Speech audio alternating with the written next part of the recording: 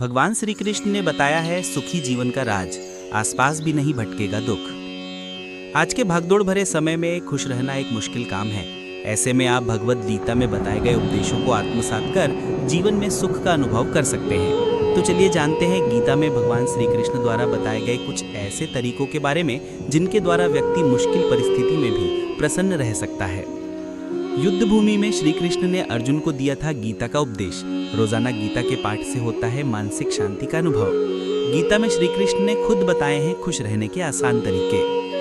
असल में भगवान श्री कृष्ण द्वारा अर्जुन को युद्ध की भूमि में दिया गया ज्ञान है। भगवद गीता की मान्यता केवल भारत तक ही सीमित नहीं है, बल्कि विदेशों में भी इसे पढ़ा और आत्मसात किया जा रहा है।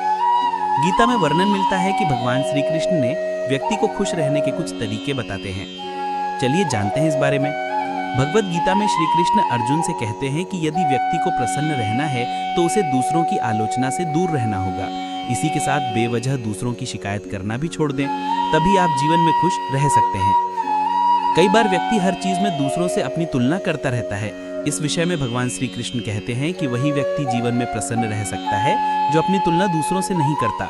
खुश रहने का मूल मंत्र यही है कि आप जैसे हैं वैसे ही खुद को स्वीकार करें। नहीं सताएगा कोई भी दुख।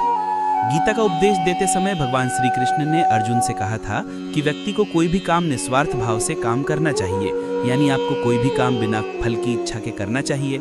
ऐसे में अगर आप इस सीख को अपने जीवन में उतार लेते हैं तो दुख का जीवन में कोई स्थान नहीं रह जाएगा। खुश नहीं रहते ऐसे व्यक्ति। जो बीत चुका है उस पर हमारा कोई नियंत्रण नहीं है। ऐसे में जो व्यक्ति अतीत के बारे में सोचता रहता है वह जीवन में कभी सुखी नहीं हो सकता।